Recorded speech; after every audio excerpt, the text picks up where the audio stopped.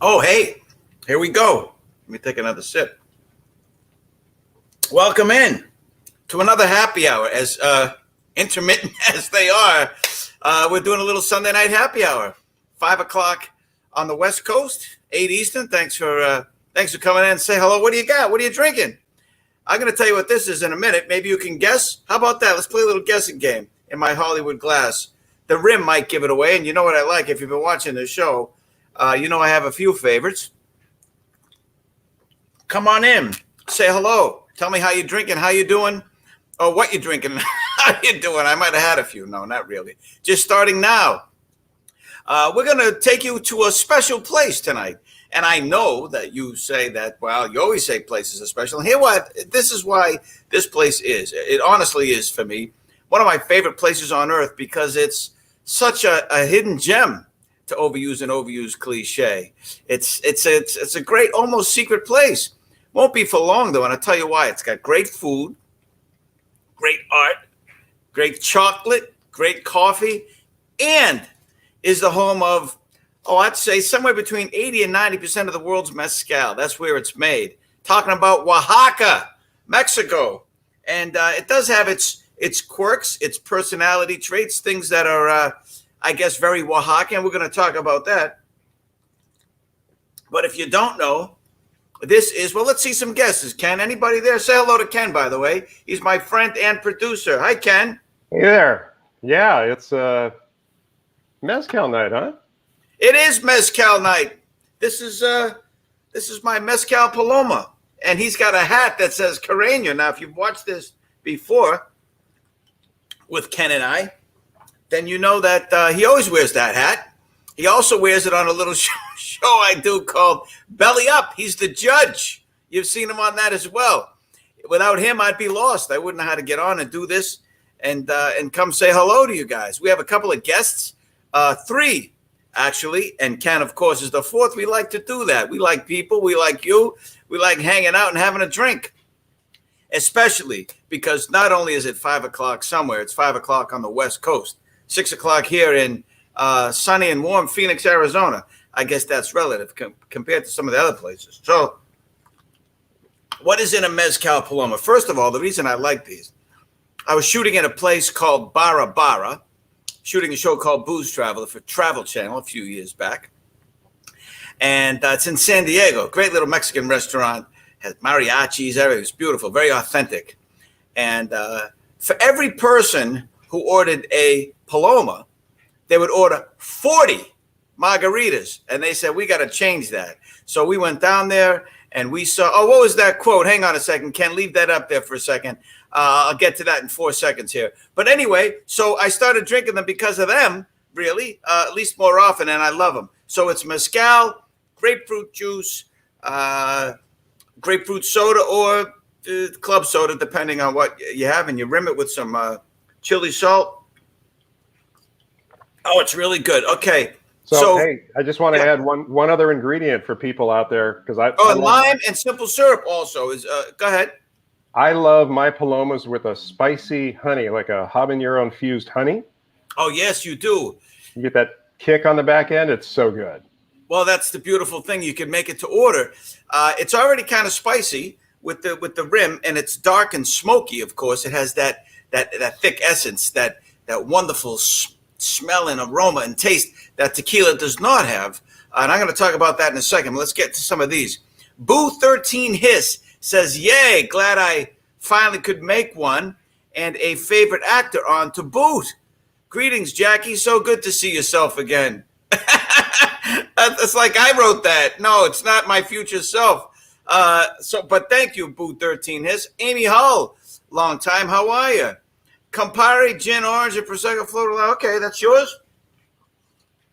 Amy's having a rum and coke. Rico and Jeremy Maula are drinking mojito. That's just 1 or 2, I hope. All right. Okay, Paloma with spice ring, grapefruit maybe. Yes, grapefruit juice, grapefruit soda, lime, and nice mezcal. Worm salt. Yes, I know it's worm salt. I'm going to tell you why I know that in a minute.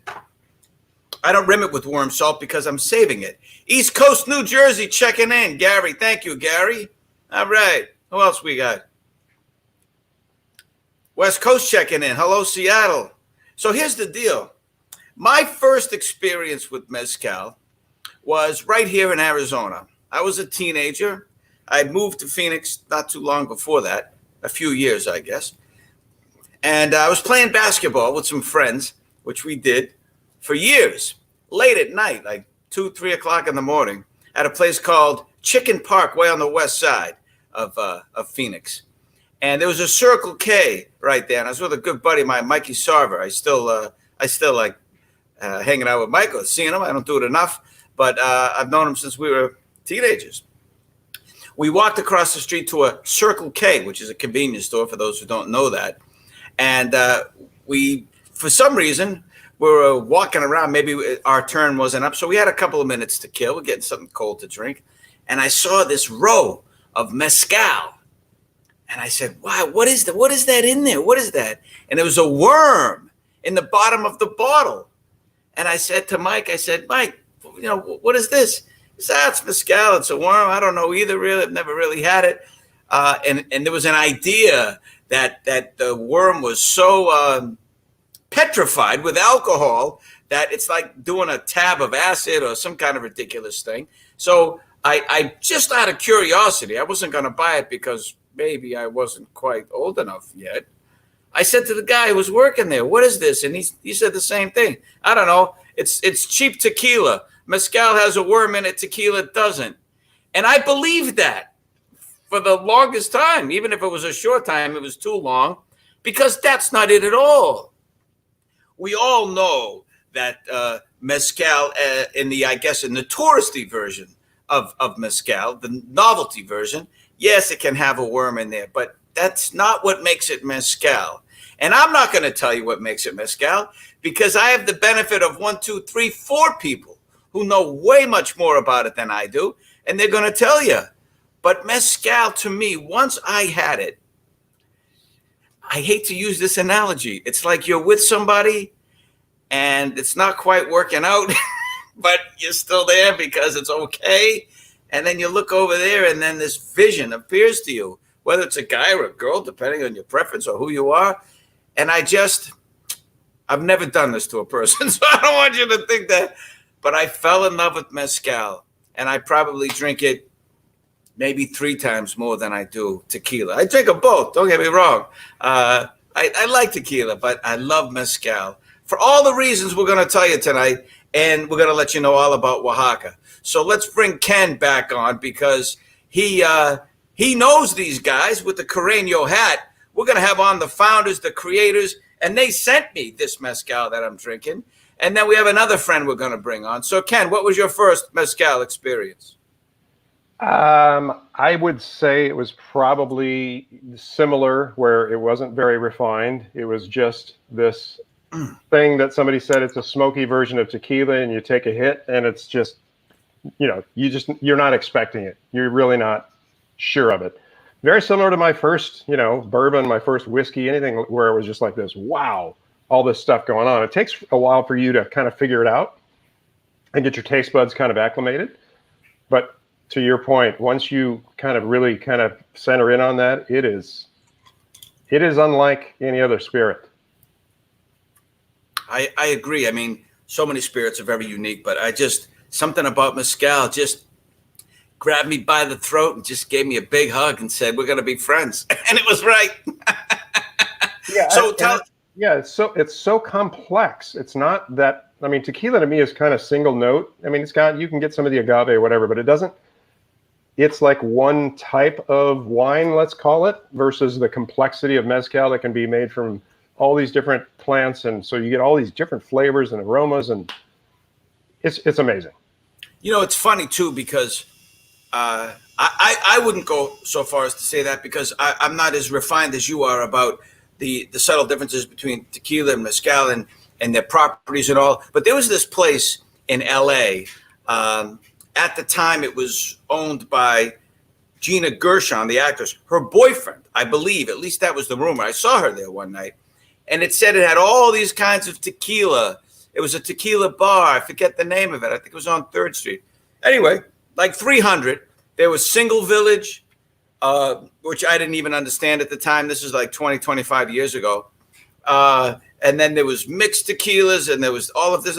And I said to myself at the time, you know, I guess I always thought tequila was tequila, and that's it, that there wasn't a lot of varietals or differences between them. And of course, tequila lovers or snobs or experts will tell you otherwise. But the minute I had mezcal, and it's not just the smokiness, but when I had mezcal, you're right. First of all, generally speaking, a good mezcal won't give you the burn that a tequila will.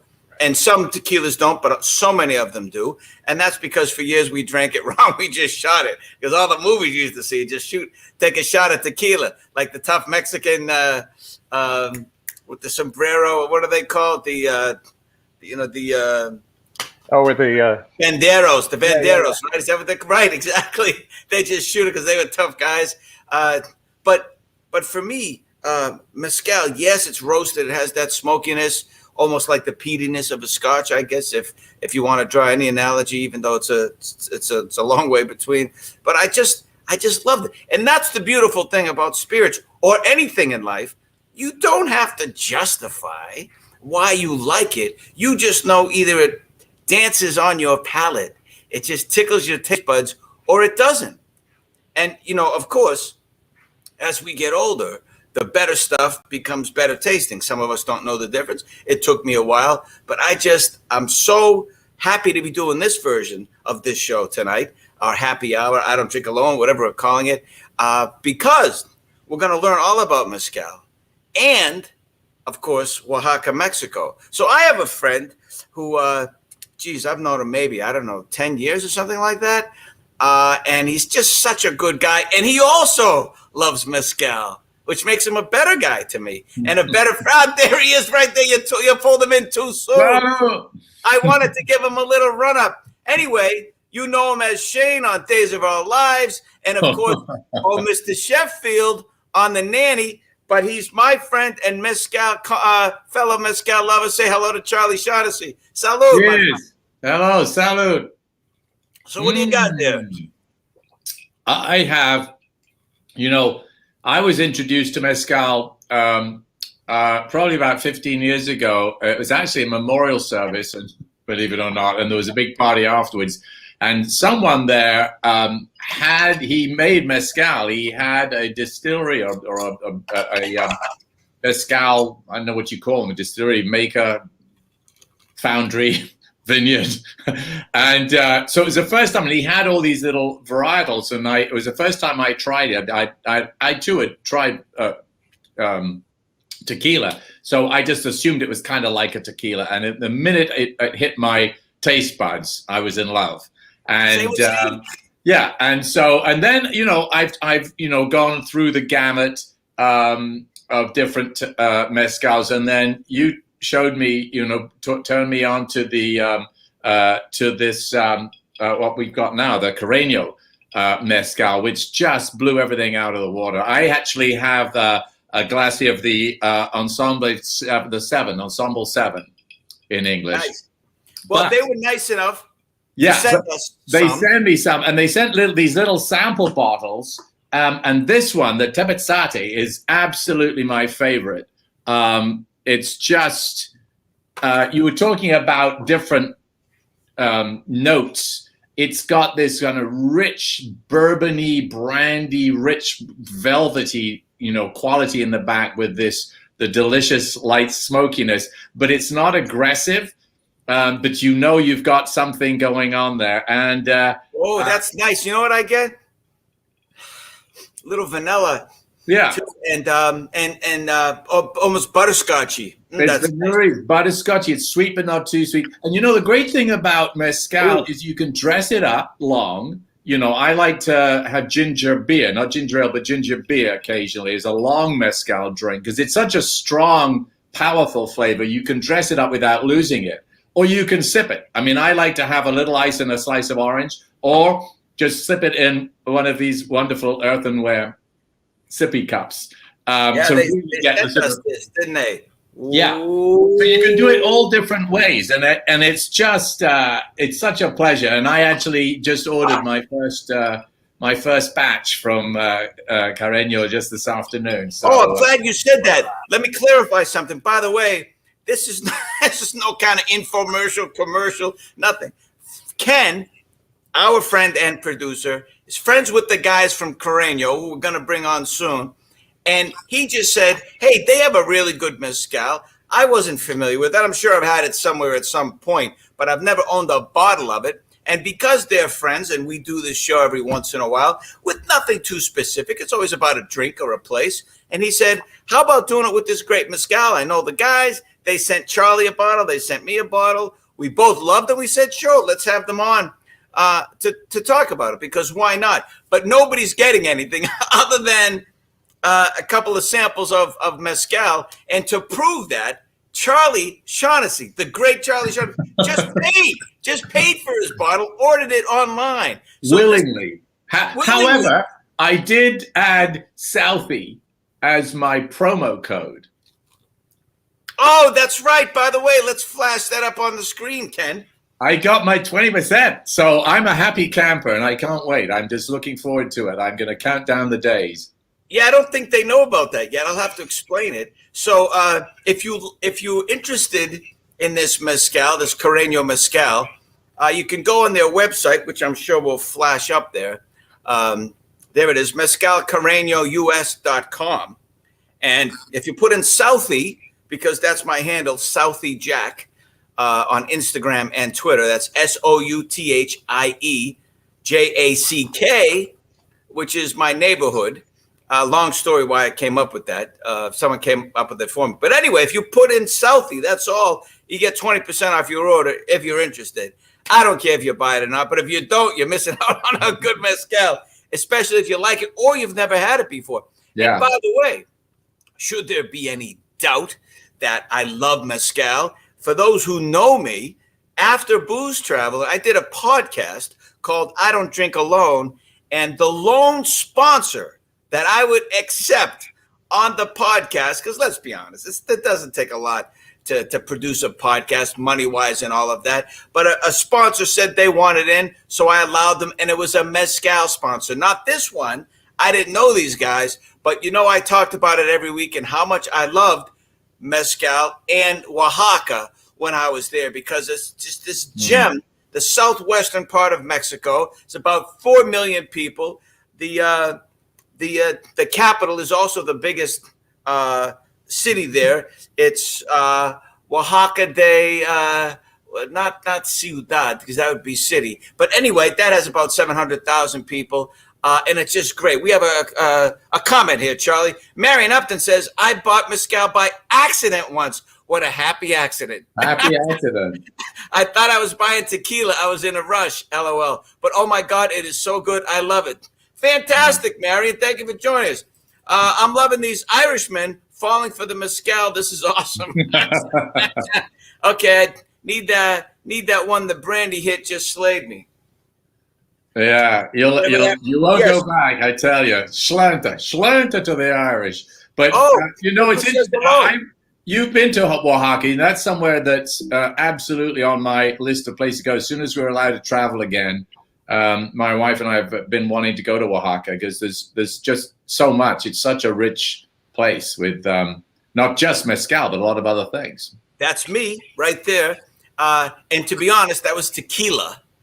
We were doing a tequila segment on Booze Traveler. Yeah, there it is. Look at that. And by the way, I meant to say this earlier. When you talk about tequila, it's because tequila has to be made from blue agave.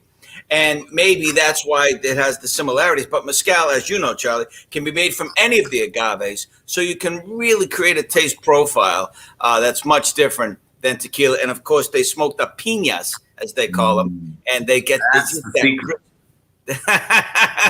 All right, Amy Hull says, we'll have to try this. Only time I've had mezcal was in Puerto Vallarta. And it was just in a jug under the bar. Not good, no.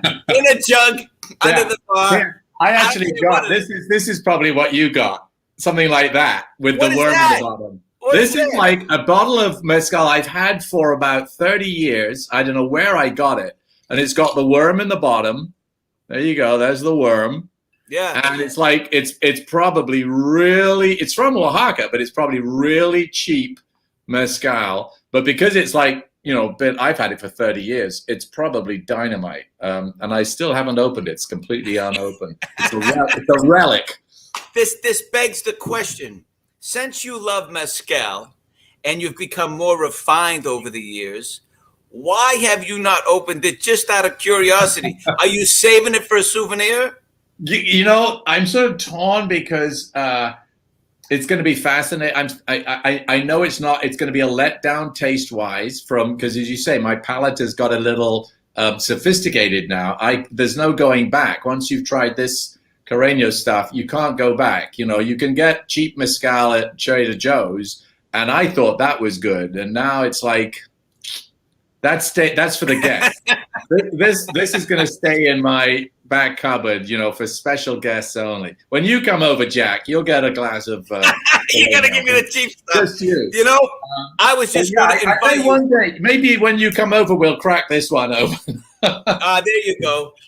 And we'll have the worm. All right. How about that? We'll compare. Like just Emily before we go on, it's interesting Oh. you talk about the worm, and I'm sure when the guys come on, we'll talk about it because I always thought that putting a worm, the organic matter was the relevance, and they'll tell me this is true or not, because in England, the sort of rough local brew in Cornwall is a thing called scrumpy, which is made of apples. It's like a very, very hard cider, and it's very alcoholic, and a little thimbleful of scrum. They call it scrumpy, and it'll put you under the table. But if you go deep Cornwall, to the kind of artisanal scrumpy brewers, they put rats in their barrels and I'm sure it's because one day a rat got in by mistake and it just tasted, this is extra good. I wonder why. And someone said, well, there's a dead rat in there.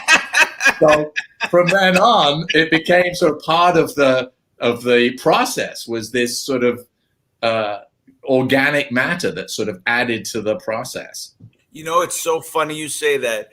I was in Greece, and they used to seal the barrels with pine tar when they sent them out to sea, and it would mix with the wine, and it would taste like pine tar. And they liked it so much, or they got used to it. They do it on purpose now. I love it. Retsina. It's the best. Yeah, that's right. Absolutely love it. How funny. Listen, we didn't do this last time, Charlie, and that was my bad. You have so many fans who want to know what you've been up to and what you're doing, because you had a great turn on Mad Men, which is really great show. I just love that. But I don't want to just keep saying your Days of Our Lives and The Nanny, because you have a great career. You put together so many episodes of this and that, and you've done theater, and you're just so wonderfully talented. Just what are some of the fun things that you love that maybe I don't mention or I didn't before? Well, like all of us, the last 12 months I've been sort of basically just binging the TV and baking a lot of banana bread. But the fun things in my career, I feel so fortunate, because when I finished The Nanny, a lot of people do a show and then you go on to another show and another show and another show. And that didn't happen. At the time, I was kind of disappointed not to continue on working on big shows. But what it did is it kind of forced me to go back to working on whatever came up. And I did a lot of theater at that point. I sort of went back to my roots. And since then, it's been a kind of mosaic of different jobs. I've done recurring jobs on a TV series in Vancouver called Magicians for Sci-Fi Channel. I've done a lot of theater, as you say. I got into musical comedy. I did My Fair Lady twice. I've done Cage aux Folles. I've done a lot of different musicals and theater work. I've done animation. It did Scrooge. So it's been like a lot of different things. Spam a lot. And so a bit of TV, a bit of this and that, some TV movies. But it's been sort of patchwork, knitting together a sort of nice little career that's bubbled along in different areas, which I've really enjoyed. And it's been, it's been hard like everyone else. It's been hard just sort of taking time out, parking the car and waiting out this pandemic. But it's beginning to show signs of coming back to life. There are things beginning to happen. So we're keeping our fingers crossed that by towards the end of the summer, we'll have many more vaccinated and life will be getting back to normal, and we'll have more TV and more theater, and we can all go out and play. I really miss traveling. That's why I was really looking forward to this show tonight, because in a sense, we'll take you and everyone else to Oaxaca through this experience of mezcal, and the guys who know mezcal so well, who will be bringing on here in just a moment. But I want to put it out there. Charlie is married to a wonderful woman who's also a great actress, Susan, and maybe we'll take a trip down there. What do you think? I think that's a great idea. Susan's like, both of us have said, Oaxaca. There's a Oaxacan restaurant just round the corner, which we used to go to all the time, just opened up, really small family run, absolutely love the food. We said, we have to go to Oaxaca. Food, mezcal, sign us up. We're on board. Absolutely. I love that place, and I mean it when I say it. By the way, a couple of comments here. Nathaniel Lawrence, otherwise known as Nate from Toronto, says, "Hi, Charlie. Hi, Jack." Hey, Nate. Hello there, Nathaniel. Nice profile picture. Jose Hernandez is listening from Oaxaca. Very cool. How cool is that? That's a great place. Don't be surprised if you see us down there. Have you tried Soto? It's Appalachian regions, Chihuahua, Durango. If you love mezcal, you probably like to. Actually, I had that in Texas at a speakeasy, Soto, which is an agave spirit. They can't call it tequila, of course, but I've had Soto. Yes. So it's an agave spirit. Does it does it taste like tequila? What is it? What's the difference? It does. I don't know the exact difference because it's an American made, or if they make it there, they bottle it. And there's all kind of laws, as you know. Tequila can only be called tequila if it's from not only the tequila region, but the other 4 regions, I believe, that they license it to. Like Champagne is from Champagne. Exactly. So if you pay for the rights to call it tequila, you can. But Soto, when I had it, it's really grassy, sometimes like tequila can be. And I didn't mind it at all. But again, pales in comparison to mezcal. So there goes Soto. So before I bring the guys on, which is next, I'm going to make myself another one. That's how much I like it. So I'm going to do this in steps. First of all, here's the mezcal they sent me, Carreño, and maybe Charlie can vamp a little bit. Which one did you get? Which varietal is that? Ensemble 7, same as yours. Yeah, that's the one I have. Now I'm going to pre-pour, and I'm going to do a heavy pour. I like that. The guys will tell us, but we'll have to ask them about this. I understand that particular, I know what you call it, a varietal, won like all kinds of awards recently. Oh, yeah? Well, that's great. There we go. Yeah, World Spirit. There we go. World Spirits Competition, double gold. Look at that. Best of class. Yeah, I tell you, it's magic stuff, this. It's an unassuming looking liquid, but boy, liquid gold. And I love that you love it, because that's just another thing now we can talk about. Yeah. So, by the way, I don't know where they got the name or what it means or anything like that, but I'm going to bring them on to explain it, or rather Ken will, since he's the tech guy on this one, our producer. So we have Abel and Ivan, who've been waiting patiently backstage in the green room from Carreño Mezcal. Hi, fellas. Cheers. Hey, salud. Cheers. Salud. Salud. So I'm going to give you the stage. You say whatever you want to, and why do you love mezcal so much? Why did you, of all the things you could have made in life and all the businesses you could have gotten into, why mezcal and why together? I think the easiest thing, Jack, is family. That's what it means. Carreño is just our family last name. Are you brothers? From another mother. At this point, yep. That's a nice way to put it. So whose last name is Carreño? Abel or Ivan? Ivan's. Ivan, okay. And how did you do this? I mean, you grew up here in the States or no? Yeah, so I basically lived in Oaxaca till I was 5, and then we came up with my dad, and then I lived here during the States. And then we had the opportunity to start getting back into the mezcal production business. And Abel was my business marketing genius. And he was like, let's do it. And I was like, all right, let's do it. And that's kind of how we started. How many years now?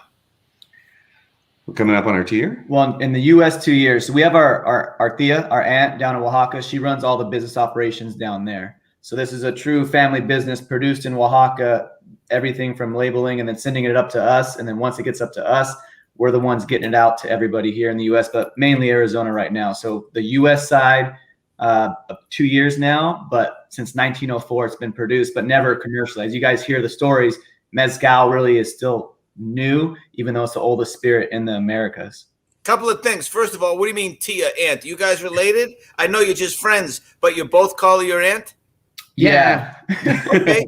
I understand that, no doubt. But this thing here, when we're giving out your website, you say mostly Arizona. What are the laws? Can you actually ship mezcal to state? I understand you could do about 31 states. Is that correct? Yeah. So the way it works is once we import it here, we aren't able to sell it directly to consumers. There's so many tiers, like alcohol business. We learned a lot because we didn't come from the industry per se. You know, Ivan's got the family side of it. My dad was a bartender. My grandfather was a chef who came up from Guanajuato. So we are on the hospitality side. So once we get our bottles up here, we get them to a store. In this case, there's a liquor store in California where they are allowed to ship bottles to across the state, because that award you and Charlie were talking about, as soon as we won that award, I mean, that's the Grammys of alcohol competitions. Everybody was wanting to buy it. And before the pandemic, it was like, you know, our thing was come visit Arizona. After the pandemic, it was like, we have to figure out something. And so that's when we found the partner in San Diego. And now they can ship it legally to 31 different states. And now we get orders in Chicago, Ohio, all across the country. And those are the loopholes those are the systems we had to learn, and being a new company. So it's like a third party. So I ordered it from this store in San Diego, and you're sending it to the store in San Diego. Store already has it. Yeah, stores have it, and then they ship it. They're allowed to ship it.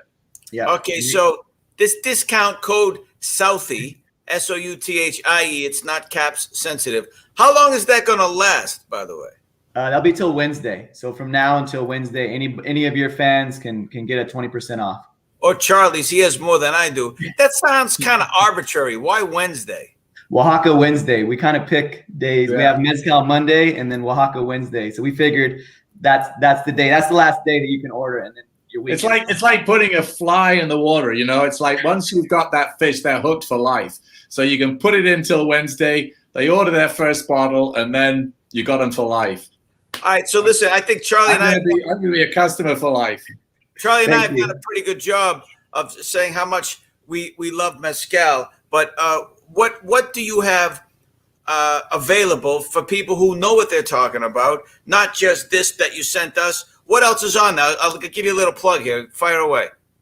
Yeah, well, we've got 5 different expressions. We've got our Espadín. They're all kind of back here. It might be a little dark for you to see them, but we've got our Espadín, which won silver, kind of right in the middle on there. We've got our Tobala, which was a double gold winner. Our Tepesiche, another silver winner. Our Tepestate, which was a gold winner. And then obviously that Ensemble 7 is what it has. Well, you were nice enough to send me and Charlie all of those things you just said. Espadín, Tobesiche, Tobala, and Tepestate. So which one should we try for the first time on camera? Although I can't lie. Before you came on, I had a little sip of the Espadín. And Charlie loves the Tepesate, which is the biggest bottle, so that's good. Which one should I try so we could talk about? I think you should try Tepesiche. Tobesiche, this one. Yep. Okay, Tobesiche. All right. Let me see. I drink it straight. While you're pouring that, I got a question. Because you were saying, earlier that it's like artisanal. It's an artisanal company, artisanal mezcal, but that you are planning an ancestral label. Explain to me what's the difference? What is an ancestral? We've got some different cool projects in the works, but ancestral basically means you can't use any form of machinery for help or anything. It's got to be all done by hand. Oh, wow. We got to do some hand mashing. on the agaves, and it's got to be clay pot distillation. So we've got some really cool small batch stuff, specifically with partners that we've worked with, like Whiskey Del Bach and things of that nature, and a Garrison Brother barrel that we've got. So we've got some really cool projects in the works, but those aren't out yet. But maybe That is cool. you guys will get some. Yeah, that's the cool thing when you're buying your bottles of mezcal. With tequila, it's just one. It's just tequila. There's in a differentiator. With mezcal, it's either industrial, and it won't say anything, artisanal, which is what ours is, and then ancestral. So that's how you know, like if you see it's built for the common consumer. They can see a bottle and be like, this one it's ancestral, so it should cost more. So it helps you understand what you're buying, even though you may not be a scientist within the mezcal world, but you can read it and say, okay, this one's artisanal. I see why it's more expensive than this other one that has the worm in it. Right. It's a level of care. It's like the level of care goes up. Yep. Exactly. All right, so you asked me to try the Tobaciche. Don't tell me what it means. I think either I'm crazy or I've had a couple of drinks, which maybe both can be true. They're not mutually exclusive. It feels to me, for the first time in a long time that I've had mezcal, that it's a little woody. Now I've compared it to a peaty Scotch. How is it possible from piñas that this, unless I'm wrong, it's a little woody, but sweet wood, not heavy. Am I nuts or what? No, you're absolutely correct. You're right on the nail. It's basically like a cedar forest that you're walking through, that you smell and that you taste. So Tobaciche is super, super dense like wood, and that's where it gets that woodsy property from it. Also, it absorbs a little bit of the smoke from the cooking process, but now Tobaciche is kind of known for that woodsy flavor, at least the one that we have. And if Ken has the photo, like all the agaves look different. So everybody that doesn't know these names, we're saying Tobaciche, Espadín, that's all the names of agave. When you order tequila, you're actually ordering the Blue Weber, the Tequiliana. Perfect. Yes. So you're ordering a plant. So we're trying to teach everybody these are the different plants. And so as you see on that guide, every plant tastes very different. Right. We're at the bottom with the Tobaciche. And if Ken can there it is. Cedar, papaya, and root. There you go. Yeah. Yep. All right, let me ask you then. If there are 5, why is it Ensemble 7? Oh man, I jump on that one. So Ensemble 7 was created specifically, basically to honor my grandfather's children.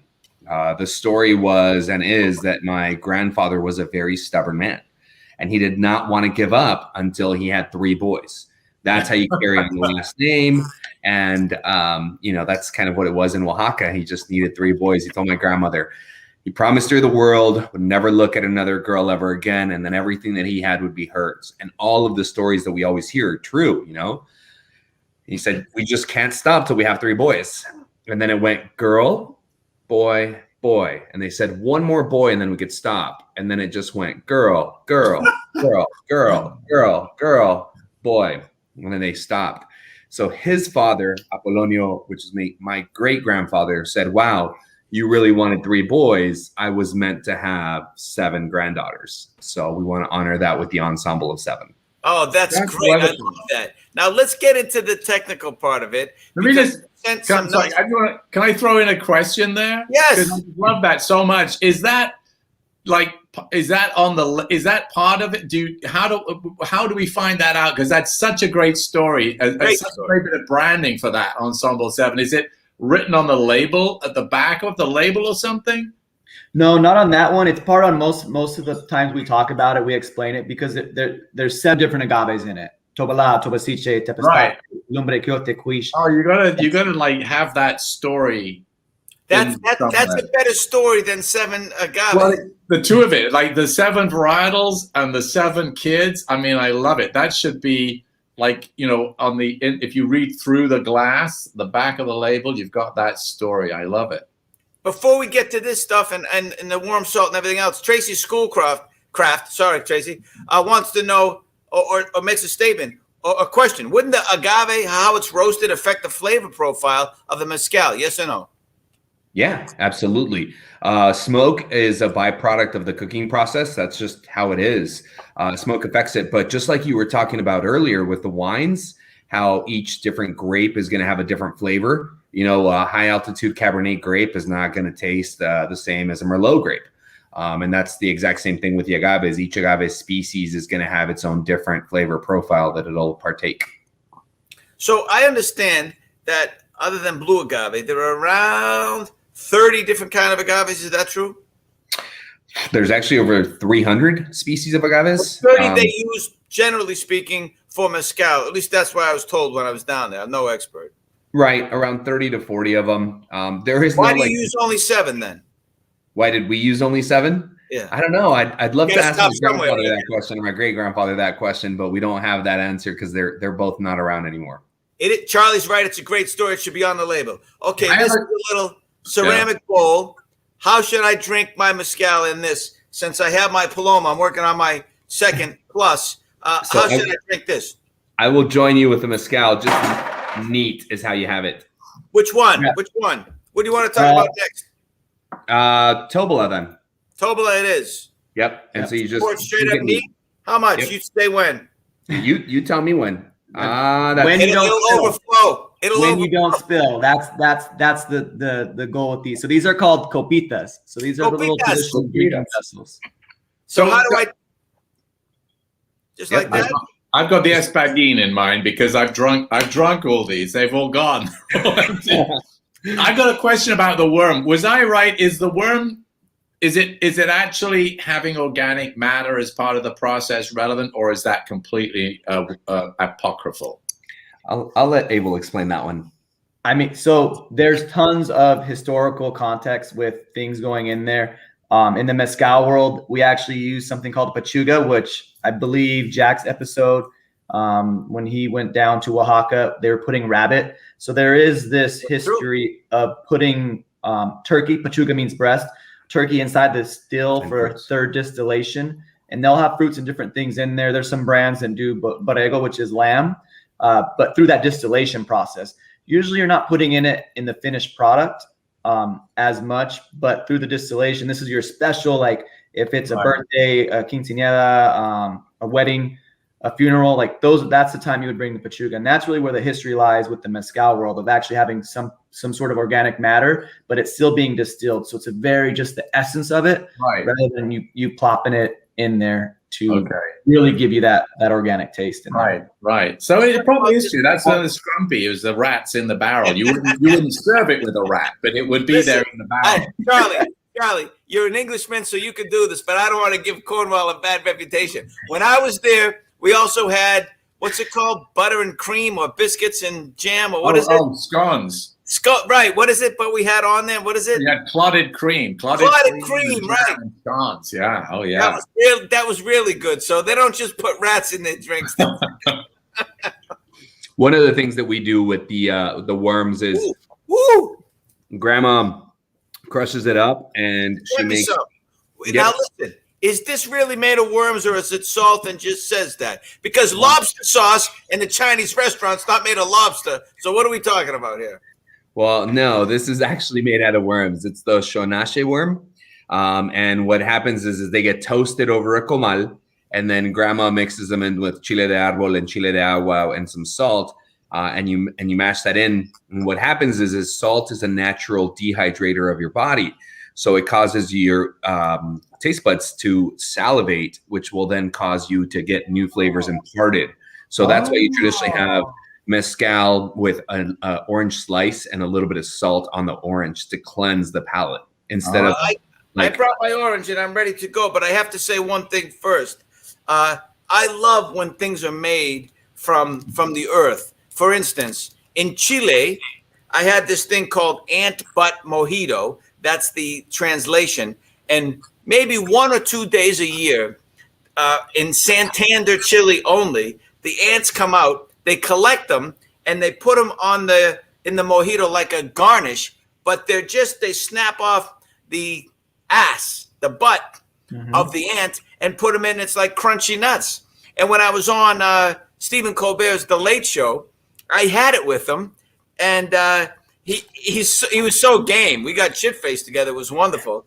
And but he said, well, you know, what if, because it's something you've never had before, so I give him a lot of credit. But he said, what if I get an allergic reaction to this or something, right? Then I guess you take an antacid. I don't know. But hold on a second. Hold on. But what I'm saying is, you powdered worm. I'm not used to this. What is it going to do to me? It might make you fly. Oh, that's another. No. Into a moth. No. How do I do it? No magician references here, okay? How do I do it? On the orange? You're going to put it on the orange. All right, You here's get the like an orange. umami effect on it, and then you nibble. Sprinkle it on the orange. Yeah, yum. Okay, Well, now Charlie- So that's There why you go. you do salt with tequila. Is it the same That's- reason? that's good. It activates the taste buds, huh? Yeah, exactly. so now I got it. What am I supposed to do with And this? just Little nibble. Little nibble. Little nibble. And then the drink? Oh, Or vice yeah. versa? Oh, it's Little so nibble. good. Enjoy it. Real Enjoy quick. that. Ones. And now take a little sip. Yes. Now take a little Good, sip right? of mezcal. It's just magic. Oh, Mm. explosions. You know, Ken turned me on to something. He said he said to have a cheese with a certain alcohol, and it made it taste like melted cheesecake. This is a great combination. I'm sure many things were tried and tossed out before you got to this. This is great. There are certain perfect combinations. It's like a blue cheese, like a Stilton cheese, and a glass of port wine. Mm-hmm. It just That's what he was talking about, by the way. Good call. It's just a match made in heaven. I'm gonna take your word for that. Orange and a little of this is match made in heaven. Joe Dawson, powdered worm. Oh my. So what do? They grind up the worms and put that in there, and it tastes like salt, or they add salt too? No, they add salt and chile de árbol and chile de agua. Oh, okay. So it's not just pure worms. Then why the worms then? Why can't we just do salt? It just has that flavor, It's that that smell, earth. that You earth. wanted earth. You like to taste. Who the is earth. the first guy that said this salt is okay, but you know, it needs a worm? Who would say that? So and traditionally they eat them. The gusanos, they come up out of the ground, they eat them anyways. And we sent you guys also And that's also the gusano that's in the I bottle. threw it away. this is Oh, dear. this is Oh, come on, Charlie, you're game. I didn't know it was the something in the bugs. box. I would have done. So this is your chapuline. Yeah, unfortunately Charlie does not get to enjoy this, but Yeah.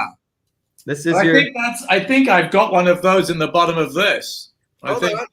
I think that isn't that the same worm? No, that's a gusano. That's worm. that's the worm. That's the Cernache worm. Oh, so the worm that goes in the mezcal is ground up into salt. Correct. That's the correct way to use Oh, it. so what you were showing us was the cricket. Yeah. Grasshopper. and grasshopper. Oh, look at that. Oh, Yeah. It's a big one. So hold on. This is the grasshopper. Is it toasted, roasted, fried? What do we got here? Yep, cooked on a comal again, so Yep, it's nice just and roasted. roasted. There you go. I've had those. I've eaten those. They're Put them delicious. on tacos. Put them on They're like cocktails. popcorn. It's like popcorn. Like I made a taco. All right, here we go. Ken, ready? So I do this before the orange and after the mezcal, or somewhere in between. How do I do it? Think of it like deer nuts. Just eat it. It's a snack. It's a There's snack. no. hop. Speaking of, I don't know if you guys know this, being mezcal guys. Do you know the difference between beer nuts and deer nuts? Yeah. Deer Ask a nuts. deer. Just A under deer a buck. would know. What's that? Deer nuts are just under a buck. And beer nuts are $1.49. All right, here we go. And just crunch it up Yep. and then drink this. Enjoy it first. Oh, yeah, I'm not trying to wash it down. Yum, yum, yum. Oh, yes, grasshopper. Uh-huh. That's great. And there's a cocktail named after grasshopper. What's the appeal of a grasshopper in the alcohol world? I don't know. I actually don't know that one. You know the cocktail grasshopper? Mm-mm. You've never heard of it? Cream Nope. de menthe? Oh no, really? It's great. It's maybe from the 70s. It was around, I guess, when I had a few drinks back then when I was too young. But the grasshopper. Oh dear God, Jack's about to eat Jiminy Cricket. Thank you, Mary Dallas. No, I'm not. Jiminy Cricket is just one particular. I would never eat him, by the way. Because what would Pinocchio do without his friend? So this cocktail, the Grasshopper, was so popular at a time. The joke was a grasshopper goes into a bar and the bartender says, "Oh, funny you're here. We have a cocktail named after you." And the grasshopper says, "You have a cocktail named Kevin?" Because he doesn't see himself as he's more specific. Nathaniel just said he had his headphones on and he heard the crunch. It was yummy though, good stuff. So let me ask you about this tobala that you asked me. Aaron Finley Sykes says, "I love mezcal with a slice of orange." Anyone else? That's actually the way to do it, is it not? We all have that. Yep. I got my orange in here that I took out. Charlie has his. Abel and Ivan, why is an orange better than a lime, let's say, which is a lot harsher? Well, that's exactly it. The acid in the lime is harsher. Like training wheels on tequila, when you do the shots and then you do the salt and then you do the lime, that's because your taste buds know the difference, right? When you're drinking good stuff versus when you're drinking bad stuff. If you're drinking good stuff, you're not going to shoot it, right? You're going to sip on it and enjoy it. But when you're drinking stuff to just, pound on Friday nights, you're going to pound it. And then your body's like, "Oh, this doesn't taste good." Then you do the salt to get that flavor pushed out and in. And then you do the acid to kill the flavor on those taste buds that just got salivated, There you go. I love that you guys know what you're talking about. I heard This tobala. I heard that I was just gonna. I was just gonna say I heard that the reason tequila got so popular recently is that because it's one of the only alcohols that's a stimulant rather than a depressant. That it's like halfway through the party, out come the tequila shots. You pound a couple of shots, and you're good to go for the rest of the party. It has nothing to do with taste or the actual enjoyment of sipping the alcohol. It's kind of like taking a Red Bull in the middle of a party. Is that true, guys? And why? I'm not gonna agree on that or not, but I'm gonna agree on if you just drink just mezcal the whole night, you're gonna be fine the next day. Yeah. Not only mezcal, but what kind? Carreño. Carreño. What an interesting name. What does it mean exactly? Oh dear, Jack, what's that? Before we get to that, okay, so this is the first picture I've ever posted on Instagram that became a meme. I was drinking in Mexico with mariachis, and I had a lot of things. I had tequila, I had mezcal, I had raicilla. Yeah. And it was, the mariachis know how to drink, that's for sure.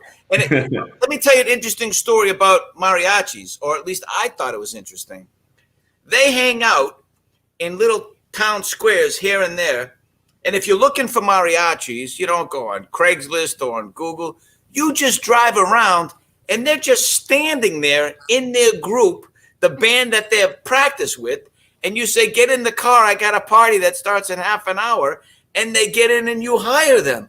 It's this wonderful, old school, very quaint way of doing it. But you can see them all over the place waiting for a job. In the meantime, they're drinking and they're playing, and it's wonderful. So they put me even though I was on the table, they put me under the table, so to speak. And that picture turned into a meme. So I had to put that up there because I was drinking everything there is to drink in Mexico. One thing about this tobala, as you say, it's maybe I'm very crazy. floral. A little nutty. Is this some kind of nut profile in there or something, or no? Yeah, nothing that we add or anything to it. Those are just properties of the plant. Yeah, so it's very floral. It's got like almonds and nuts. Those are the flavor profiles. Actually, tobalas are what we're going to go back in 2 months from now and plant. My brother's running our operations down at the hacienda to grow agave from seed. And we're going to go actually plant up about 800 tobalas that we've got. That's great. It's like cultivating a garden to make it. It's delicious. This is the other one. I got a bottle of Temizade in this because this was my second favorite. Nice. This tobala, to me, tastes like something that I liked when I was younger. I would go down to San Felipe. My friend has a house down there, and they have these great Mexican liquor stores with all these different things. And we had this drink called crema de almendrado, which is I've had it. That's what it reminds me of with the almond. Clearly, it's much better though. But it's absolutely white lightning rot gut tequila, burn your stomach. But it has sugar in it, so because it softened it a little. The cream of the almond is what it means. But nothing like this. But it just reminds me of it. Yes, I'm gonna just say yes. That was a bad time for me that time. Listen, it's been so great having you guys on and to try this mezcal. We're going to put up your website again. We're going to put up the code that's 20% off. What do you want to leave us with? In other words, for someone who's never tried mezcal or is afraid to try tequila, give us your best elevator pitch. Why you think mezcal is not only a great thing to try, but is also the future of Mexican alcohol, if you will. Well, let me kind of do a two-part answer to this. I was born with mezcal because mezcal is a celebratory spirit, right? It's there at your birth and it's there at your death. So every birthday that I've had, everything that I can remember, we've always had mezcal. So maybe I want Abel to explain what the mezcal means to him now that he's brought into this world. He never had it like I did. So this might be a better question for Abel. Yeah, it's beautiful. I think in the end, it's the place, the process, the people, and the plants, and then the purpose. The plants take so much longer to grow. The process is true to what it was years ago. And the people behind it are what makes mezcal so special. Like, you guys have already thought about going down to Oaxaca. We hope you see this beautiful place with the art, the food, the gastronomy. And then the process itself takes 30 days. So really all those things, it takes time, but I think we all learned, especially through COVID, things that are worth it are going to take a little bit of time. Yep. And yeah. So let me ask you a question. Thank you. In Greece, there's this wonderful liquor.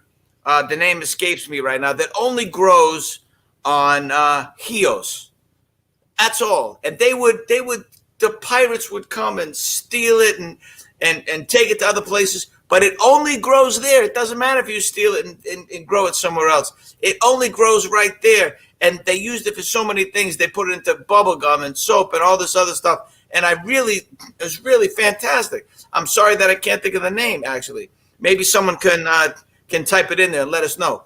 Why is Oaxaca the home of 80 to 90% of all the mezcal? I mean, it's all these agaves. Why right there?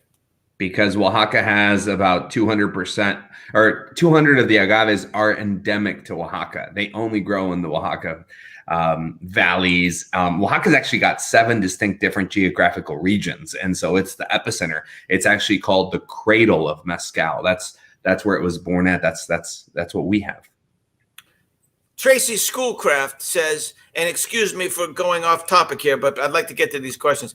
How long does it take to grow an agave plant? Do you guys want to handle that? Yeah, anywhere from 6 to upwards to 35 years, depending on varietals. Espadines, typically, which is 80% of the market because it's the fastest growing one, it's about 6 to 8 years. It's like the sister plant, cousin plant to the Blue Weber Tequilana agave. Charlie's favorite, Tepestate, takes 20 to 25 years to grow. Like, that's why people, they see the bottles and they see it's clear liquid, and the American concept is it has to be aged to be good. Well, ours are aged in nature. That plant sat there for 20 years absorbing the earth, the wind, the cold, and that's what you're tasting. That's why you're like, wow, I taste this. I taste something different. So the Tobala plants that you're planting, they won't be enjoyed until our grandchildren, maybe. Yeah, 10 to 15 years. I hope, when we have kids, we don't have kids yet, but when we have kids, some of the kids are going to be helping, harvesting these agaves. So great. Yeah. Really good stuff, guys. I think mezcal is going to be super popular, even more so than it is now. We have all these questions coming in, but I know we have to let you go. Thank you for your time. I'm going to ask Charlie to stick around a little bit. We're going to do some Jack and Charlie time, but Abel and Ivan, thank you so much. Yeah, thank you, guys. For sending the good stuff. Salud, as they say. Okay, guys. Salud. Thanks a lot for your time. I'm going to go back to my Paloma. Charlie, good stuff, right? Oh, fantastic! I mean, just I'm booking my tickets to Oaxaca now. It's like I can't wait because you know what we didn't talk about everything else that Oaxaca has, which is this incredible cuisine and the art and the coffee, all the good stuff. The mezcal. I'm not gonna lie. I could end up in Oaxaca for the rest of my life. Well, I've got a friend who lives there. I have a friend who's done just that. They went, you know what? We're spending the rest of our lives in Oaxaca, so it's certainly worth a visit. I think to spend the next 10 or 15 years drinking mezcal or however long I have left wouldn't be the worst life. Hey, Ken, what's happening? Well, I was just going to say, pre-COVID, Ivan and Abel were working on a package where people could come actually stay at the hacienda in Oaxaca. And No, they were going to do like tours, and so I don't know where that is. I should have asked them when they were in, but I'd sign up for that. Yeah, so if you're interested in that, then probably the best thing to do is follow them on their Instagram. What's that? There it is right here. Mezcal.carreño.us. Yeah, so just Mezcal Carreño on all the social networks. So whatever. And I'm getting their newsletter as well. I signed up for the newsletter. I'm sure. Perfect. Ken, while I close out with Charlie, can you put up his Instagram and Facebook and everything else as well as mine, so people can get in touch with us if they want? Charlie's. I got yours. I don't have Charlie's. Oh, Charlie, what do you want? My Twitter? Whatever my you want to Instagram is just Charles Shaughnessy, all one word, I believe, and my Twitter is C_Shaughnessy. That's it. And okay, great. And I'm sure you'll have people asking you questions. And if Ken, you could throw up mine for now too, because people want to reach out and they always say it took me forever to get a hold of you for some reason. Charlie, let's go back to this this wonderful experience of mezcal. To me, obviously being fortunate enough to do this show, Booze Traveler, I got to try many, if not most, of the drinks on earth. And mezcal is still one of my favorites, and Oaxaca one of my favorite places. I know you're quite the traveler, also. Like you. Well, that was because I was doing the show, but the thespian that you are, you certainly have an artistic soul. But I love that we both love this mezcal. But I know so many people are curious about you and whatever, and they always bring up either Shane Donovan from Days of Our Lives or Mr. Sheffield, Maxwell Sheffield from The Nanny. Although you, as you said, you've done many other things. You've forged a nice career. But tell us a little bit about maybe can you talk about The Nanny, maybe anything about it that was interesting, how you got it, your favorite episode, what it was like on such an iconic show to go from being recognized on a soap, which is a whole different audience, I would imagine, than a prime time audience. Right. And what was it like and how your life changes like that and the adjustments you need to make? But it's like, it with Booze Traveler. It always, everyone kind of assumes that there was this big moment. You get onto an iconic show and there was this moment when suddenly the heavens opened and you got on The Nanny or you're on West Wing. And it isn't like that. You just do the next gig. It's just like a show that comes up, a script that arrives, you do an audition, you get the job, and then to everyone's surprise, it becomes iconic and your character becomes iconic with it. But it's no different from your point of view than all the myriad of jobs that you've done that haven't gone anywhere. It's just suddenly magic happens and you go along for the ride. It's like surfing. I always think that acting's like surfing. You go out there with your board. You might spend all day waiting for a wave. It never comes, but you just love being out there. You love being out there with other surfers, and the view is beautiful and the sun's beautiful. But every now and again, a wave comes along. You're in the right place at the right time. You use all your skill to get up on it. And it just happens to be like this perfect wave, and you ride it all the way into the shore, and everyone's like, whoa, what a ride. You're like, I didn't actually do much. I just was there, but I used my skill and my talent and my experience to get up on it. I rode it into the shore, and now guess what? I've got to paddle back out like everyone else and start all over again. And that's kind of showbiz. That's So- such a great analogy, Charlie. Such a great, for two reasons. It perfectly fits with what it really is. And secondly, I didn't know you were a surfer. Are you? I'm not. And I'm not. I do some boogie boarding, but nothing very spectacular. But Me it neither. always struck me as being the perfect metaphor for this. It's a great metaphor, and people can really understand that because you see someone on a show and the show is super famous, then you become super famous, and they say, that guy, or in your case that bloke, he has it made. Boy, he just woke up on the right side of the bed and found fame. It's really not like that at all, is it? No, you work hard and you train, you do all that stuff, but I know so many actors. I mean, as you do. And, there's many actors out there, as you know, who have trained, who are really talented, incredibly talented people. I know of two, like at least a dozen who should be superstars, but just because of timing and the luck not being running their way, they're not. They did a pilot and the pilot got canceled, or they didn't quite make it to the audition, or whatever happened, and you never hear of them. And then other people just happen to just catch that wave and you ride it in. But it's, you've got to be good enough to get up on the wave. You've got to be a skilled surfer to make it to shore. But you're not really any different than the other skilled surfers out there. There's a balance between skill, talent, and good fortune. Well, I guess the real idea is if you don't get out there and get a surfboard, you're never going to catch the right wave. If you don't risk drowning or getting eaten by a shark. You've got to get in the water. That's you got to get in the water. You got to get in the water. This is the second quote now, or question about how much they love the magicians. Oh, yeah. I believe in them. But somebody said they loved you. Here it is here. Although your character, I think it's Christopher Plover, was it? Tell me about that. It's a great question because, the character Plover was this, he was the author of the books around which the whole series was based, about Fillory.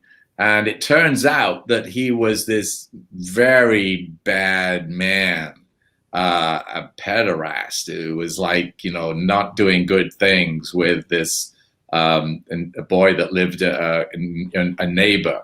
And so it was a really dark, despicable character. And the problem was he was so bad, there was really not a lot of room to rehabilitate him. And yet he kind of needed to be in the story from time to time. So it was a dilemma because they were constantly trying to have the character rehabilitate himself and do some good things. And he was very apologetic and he talked about, this was a mistake and all that. But, it was like he's too far gone. So it was an interesting character to play. I loved it. I mean, I thought it was a terrific show. The cast and the writing and the whole thing was just a really wonderful experience. I loved going up to Vancouver. I wish that Plover had been able to be more of the story, but because he was such a kind of dark, flawed character, it was kind of hard to get past that. But I had fun. That's a really good point, Charlie. When you're looking at characters or you're offered roles or you're auditioning or however it goes, I think personally for me, I think some people, if they're watching this, they probably know me as a host. I've also done some acting anyway. And it's always fun to play something so different than yourself.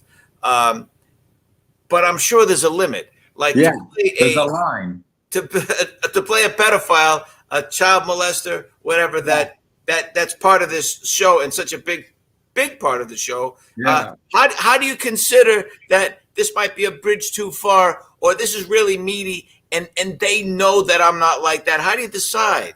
Well, I didn't decide. I mean, it was a character, and it was a wonderfully written character. It was an interesting character. I mean, these people exist, and so it was I won't say it was fun to play, but I did enjoy pushing those, especially having been Mr. Sheffield and Shane Donovan, to do something completely different, to sort of shock that out of everyone's system was an opportunity as well as a challenge. And you just kind of play the role, and you do it as honestly as you possibly can. So I got enormous satisfaction as an actor out of creeping everyone out. When I finished that scene, I mean, there was a kind of shock, and people were sort of didn't know how to speak to me for a while, and I enjoyed that. But it has its price, because being Hannibal Lecter is one thing, but when you move into what this guy was up to, it just became difficult to reconcile to a character that you watch every week on a TV show and enjoy. It's hard to know how you enjoy it. I give you a lot of credit for stretching, for tackling that, because as you say, it's fun, but people treat you differently. I remember once I did a play in LA, I don't know, 7-8 years ago, and I made the decision to cover myself with tats because he was a real streetwise tough guy character. And so I would put them on and go around LA just to get used to them. And I saw how differently people treated me. Yeah. And that's just tattoos. I wasn't saying anything. I wasn't doing anything. So kudos to you for playing such a character that's so out there, possibly offensive. Have you ever turned down a role because it's just too much? No, I really don't think I can imagine how that would happen. I can't imagine myself turning down a role because it is too offensive.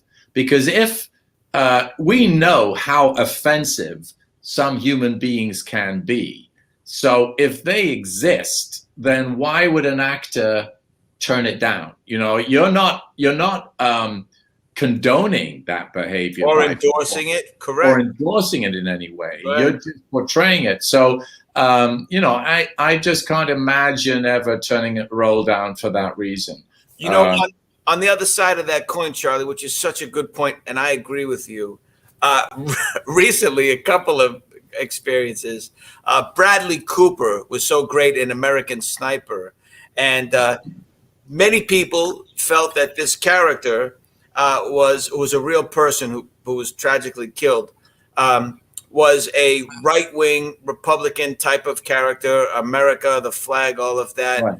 And Bradley Cooper was seen at the Democratic National Convention, right.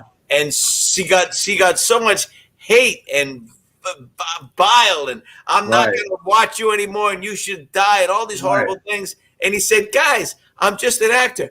I can't imagine playing someone who's truly offensive that people take, they look at you and say, now, I know that soap audiences, as wonderful as they are, I've heard stories from many soap stars, from reading or seeing them on television, that those people really have, I don't know if a tendency is too strong a word, but they come up to doctors on soap operas and say this and that. And I'm sure that's happened to you, no? Yeah. Oh, yeah. I would get letters. I remember, I think I kept it, a letter from someone. Shane Donovan was trying to, Victor Kiriakis had invited him to his house with Kimberly, and Shane was investigating from the ISA, and I got a letter saying, don't go there. You've got to understand, I've called the police, I've called the FBI, and no one is listening to me. You're our only chance, because Victor Kiriakis is an evil guy, and he's trying to do this and that and t'other, and the FBI won't listen to me. So please, Shane, be careful when you go. I mean, this was a letter sent to me at NBC. So yeah, absolutely.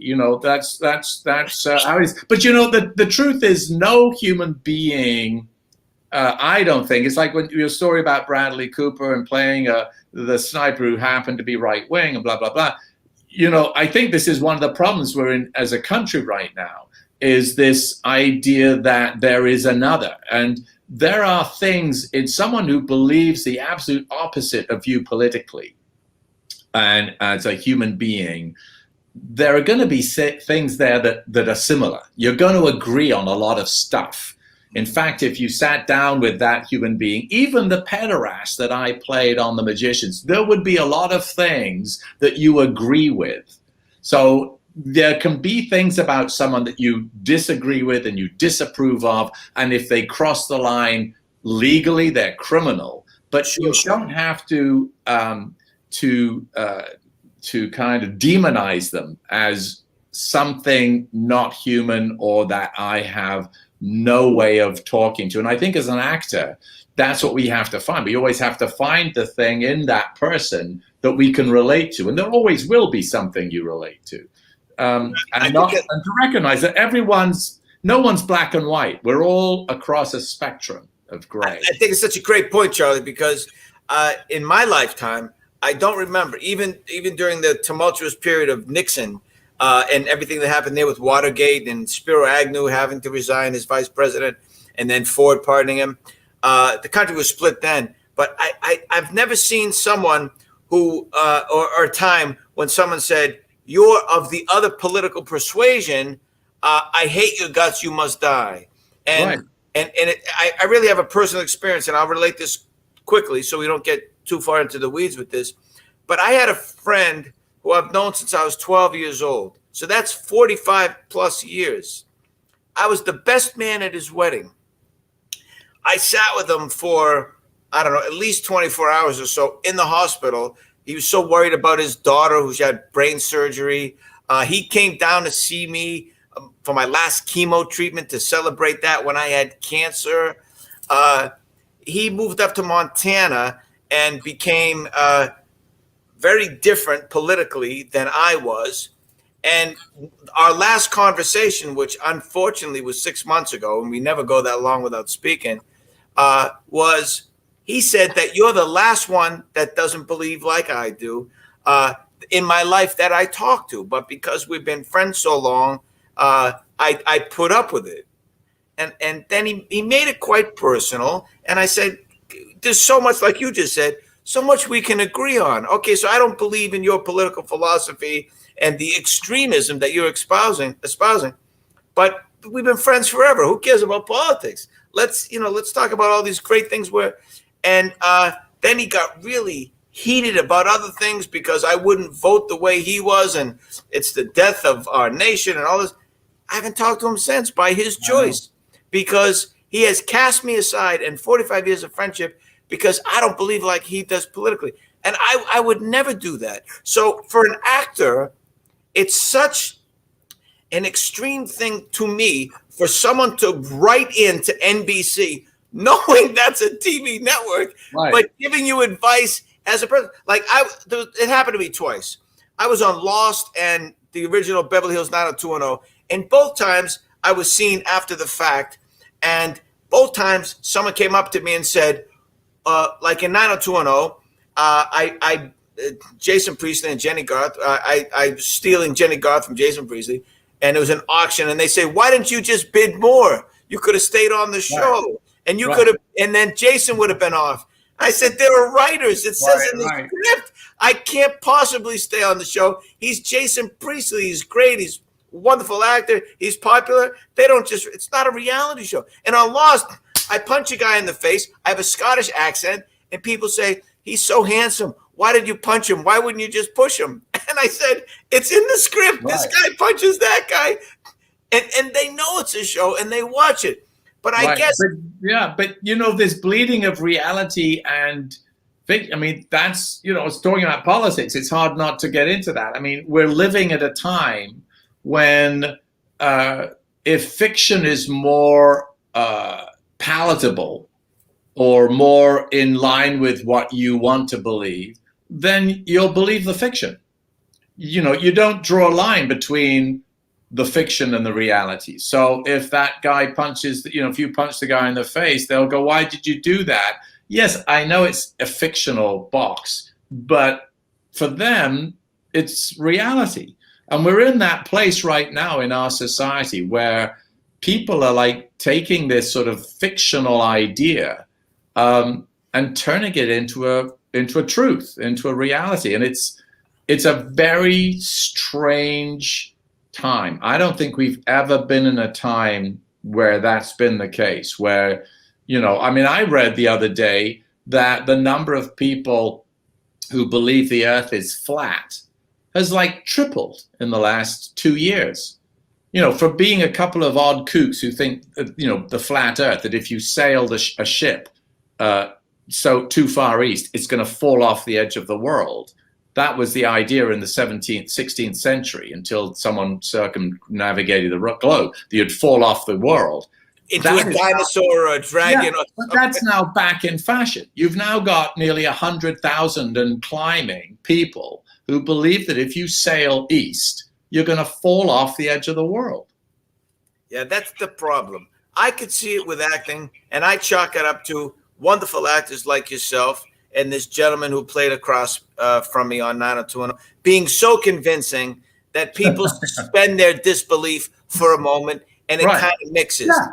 Which is how it should be, for a moment. And then you turn it off and you go back. For a moment. But we have to agree on a set of facts. 2 + 2 is 4.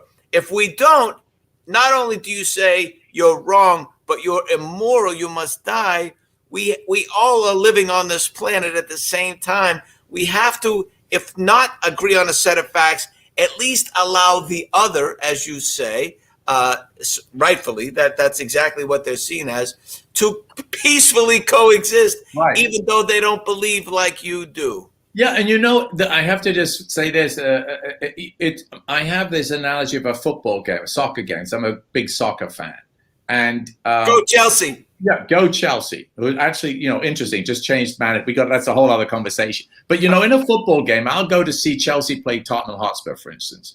And one of the Tottenham players will tackle a Chelsea player, and it'll tackle him from behind. And I'm on my feet saying, you've got a red card, that player should be out of the game.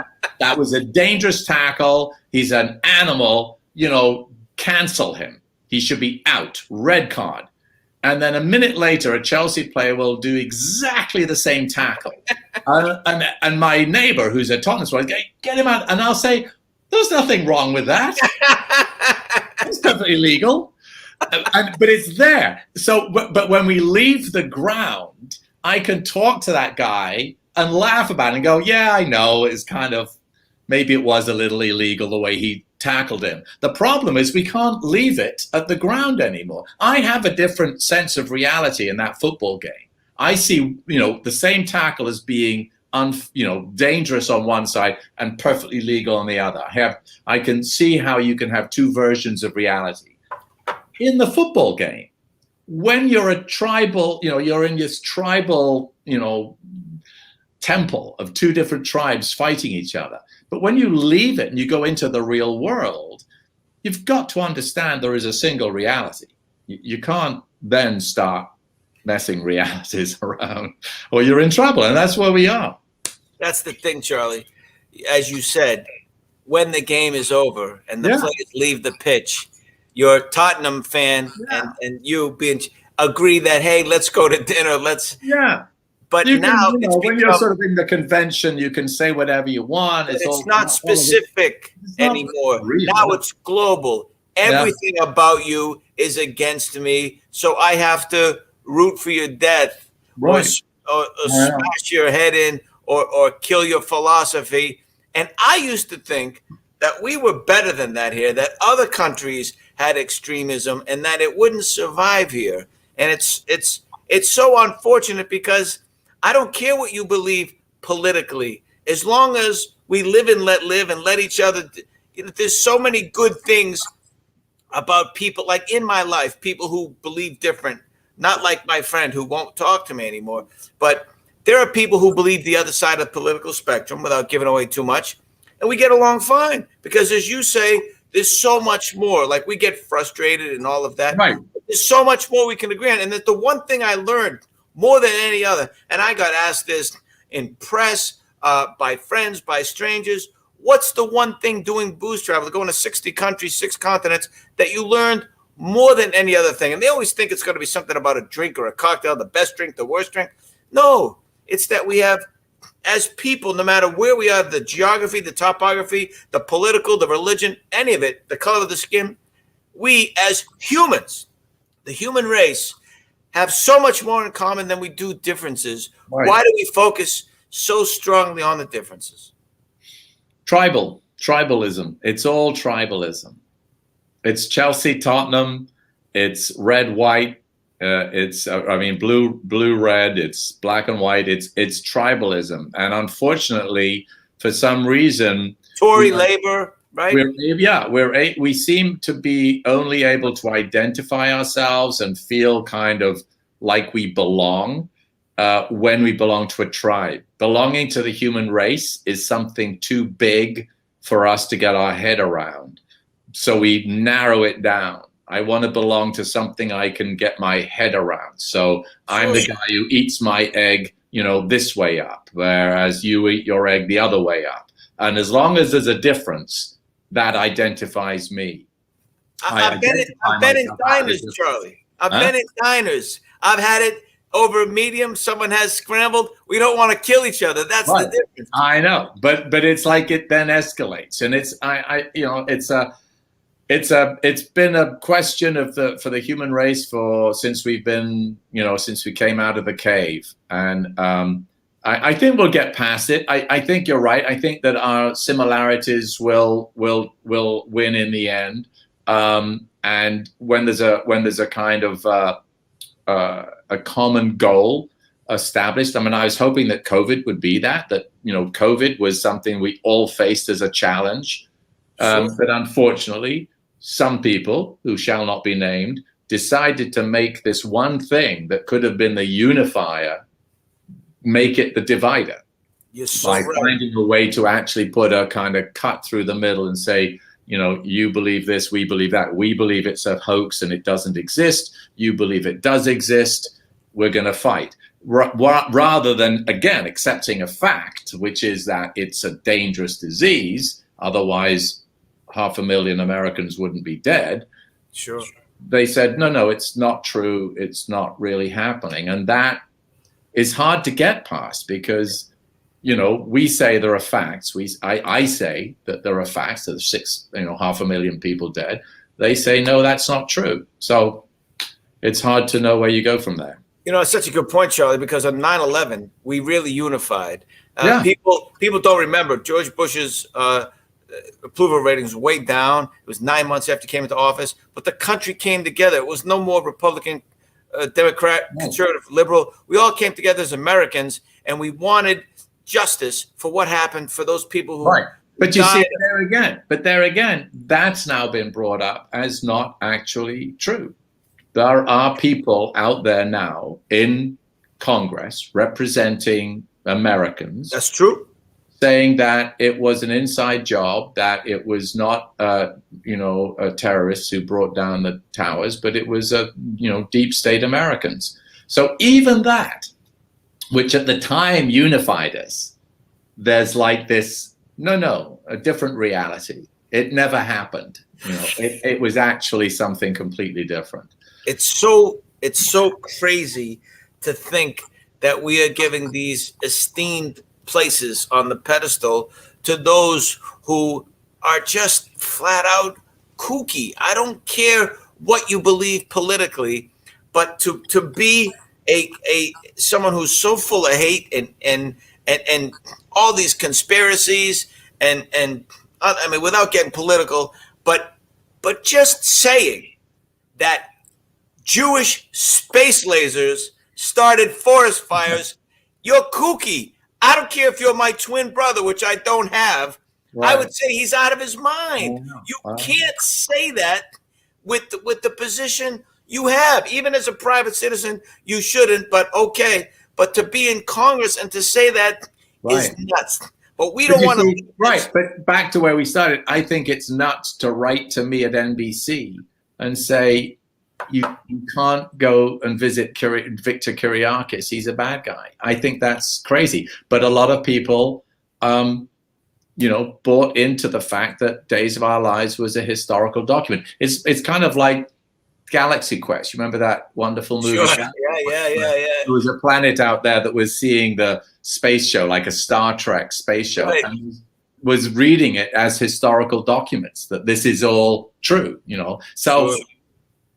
anyway, One thing for a soap fan to believe that, another thing for a congressperson to, yeah, I true, think that's exactly. dangerous and it's moving us in the wrong direction. But I want to say, if you've joined me for this, and Charlie and Ivan and Abel and of course Ken, our wonderful producer and friend, I want to thank you for joining us. I don't care what you believe. You're always welcome here. If you want to challenge me for other things, you can always write to me. There are people who stopped following me and called me names and wished for my death because I don't believe like them politically. Fine. If that's Yeah, your thing, no, let's have a discussion. I think it's great. I love it when people who disagree with me, sure. you know, are engaged and engaging. I'll engage in conversation. You know, let's not cancel. I'm not one for cancel culture at all. No, let's talk. But the minute you start rooting for my death, I'm gonna have to block you. I'm sorry. That's I'll cancel culture. exactly. There's too many other people to talk to. But to end this on a brighter, lighter note, hopefully. Speaking of conspiracy theorists, Charlie, 3 conspiracy theorists walk into a bar. You're gonna tell me that's a coincidence? It's the only conspiracy joke I know.